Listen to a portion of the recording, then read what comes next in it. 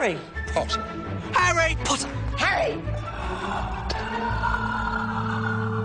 Mr. Potter.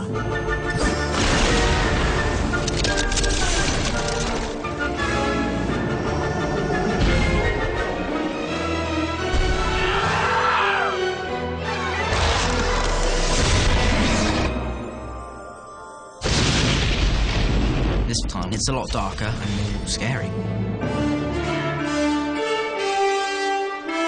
I was just looking forward to, like, all the Dementors.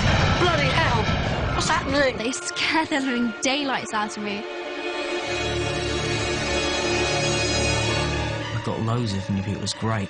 Gary Oldman playing Sirius Black. I'm this dark sort of figure who has escaped from Azkaban and I'm after Potter. Emma Thompson playing Professor Trelawney. She sees into the future all the time. I think that she's a bit of a charlatan, really.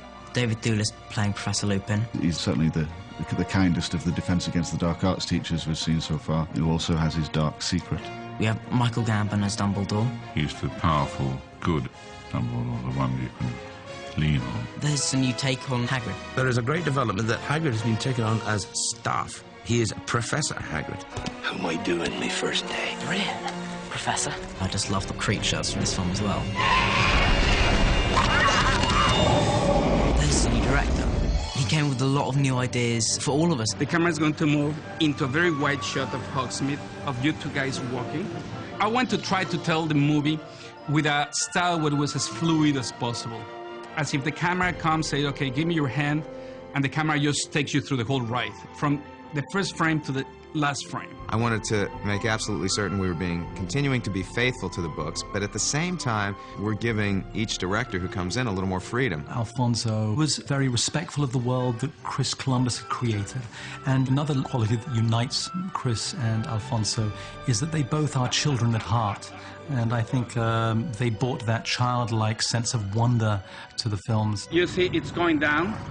Wind, you look straight, and this Dementor is coming right after you. I really wanted to do is to do it more contemporary. This film takes place in 2004, so we crafted costumes that they wear in a more contemporary way. She's in jeans. Yes, yes, I'm in jeans. Thank God, and not another one of those skirts. And the itchy jumpers. It's improved so much. The uniform's kind of a bit more relaxed, like ties a bit looser, shirts untucked, and that was kind of like Alfonso's idea. It just really seemed like a natural development. When kids become teenagers, they change. They're going to change the way they dress. Their attitude's going to change. Shut up! Shut up!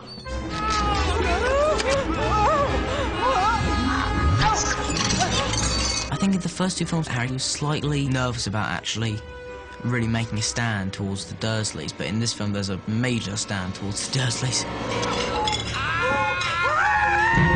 And this one, Hermione changes completely. She's rock and roll, she's girl power, she's out there doing everything. You foul, loathsome, evil little cockroach! She's just had enough. You know, she's taken it for 3 years, and suddenly, it's like it's uncontrollable. Malfoy insults her. Mudblood. That's it. Smack! That felt good. Not good. Brilliant. The characters are growing up. It's different, but it's good. But he's not going to keep it. He's going to turn it into Professor McGonagall. Aren't you? Oh, sure, along with his invisibility cloak. In this one, it's their first fight, basically, their first argument. Hermione and Ron are fighting about the cat and the rat. Ronald has lost his rat. I haven't lost anything. Your cat killed him. Rubbish. The arguing was fun. I enjoyed that, yeah. Any excuse to make it out that they hate each other. Any excuse. They're always niggling each other and always having a go at each other. There's a lot of stuff going on between them, but also you kind of start to get a feeling in this one that Hermione and Ron have kind of got crushes on each other, really. There's always this threat that they might actually like each other, and they don't like that at all.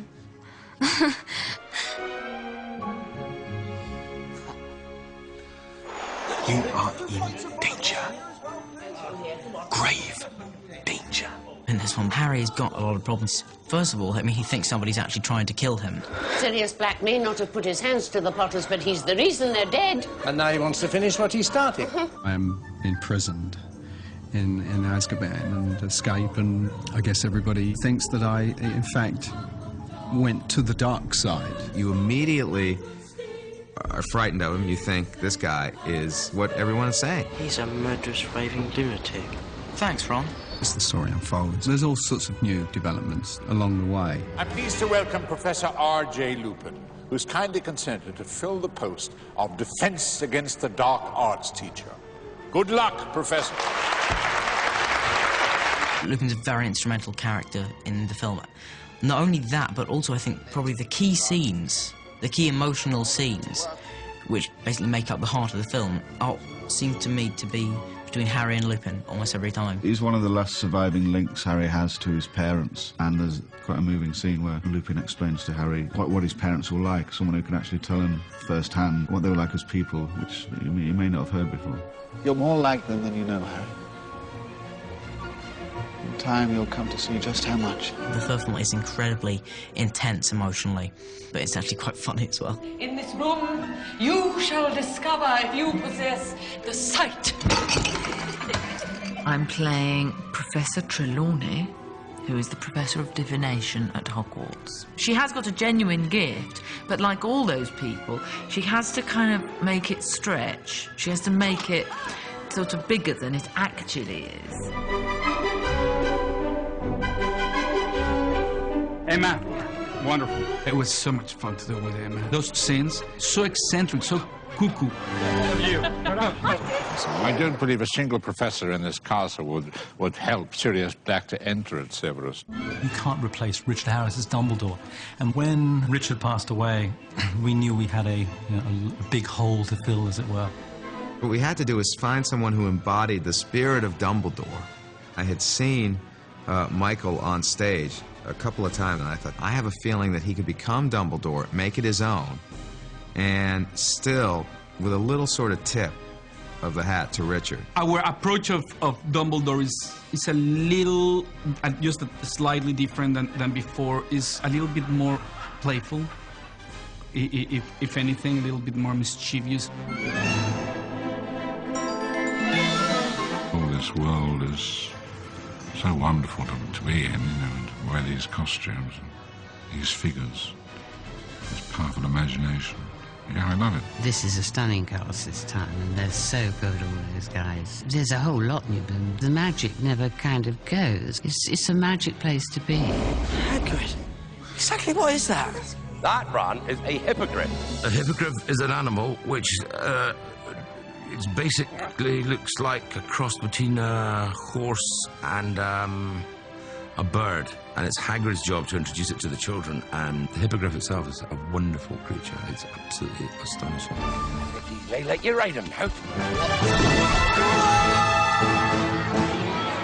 One of the most beautiful sequences we have is the hippogriff flying lesson, where Harry takes off on the hippogriff and he flies over Hogwarts and over the lake. I mean, it is beautifully shot, and it is amazing. Buckbeak's a very important creature in the film. Even more important are the Dementors. They are basically these awful creatures that suck out every drop of happiness left in you. Monster Book of Monsters. We have the Night Boss. Take it away, Ernie. It's going to be a bumpy ride.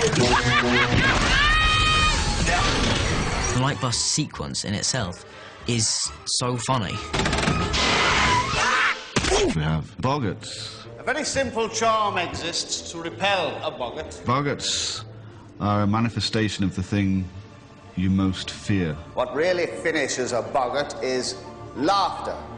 You need to force it to assume a shape you find truly amusing. For example, Neville, that horrific image is Professor Snape, but if you then imagine Professor Snape dressed up as an old woman, as his grandmother, that's quite funny. So we get to see Alan Rickman dressed up as an old woman. Haven't seen that before. Oh, yeah, Alan Rickman in a dress. I forgot about that. I think it was Alan Rickman's worst fear.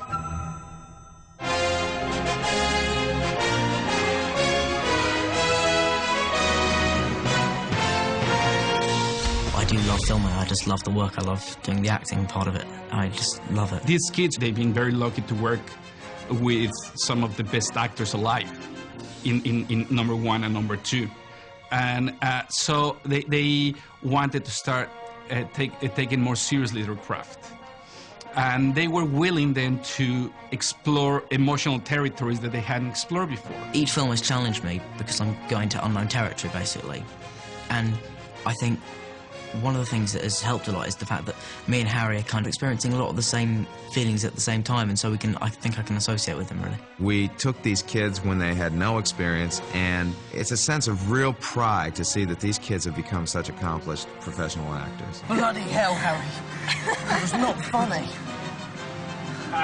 It's like seeing your own children up on screen. I was very, very proud of them all. I really am amazed how good they are, and how they've sort of maintained their energy levels and stuff.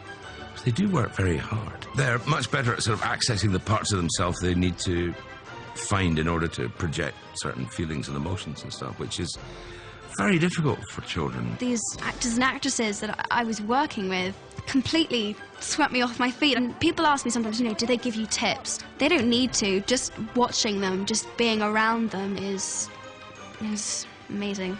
Absolutely amazing. There was a lot of really good ones in this one. Gary Oldman was really cool, yeah.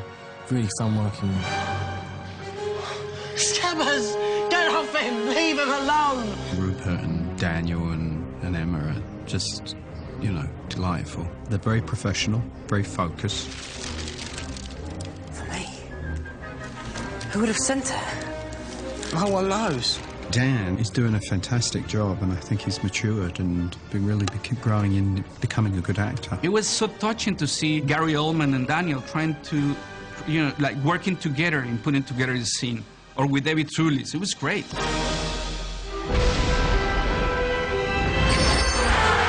film is just kind of mind-blowing, really.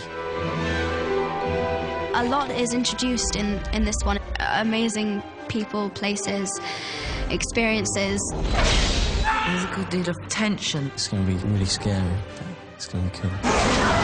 It's fantastic things. You just can't believe what you see. There's an energy which is terrific. It's very dark, very action-packed. It's really fantastic.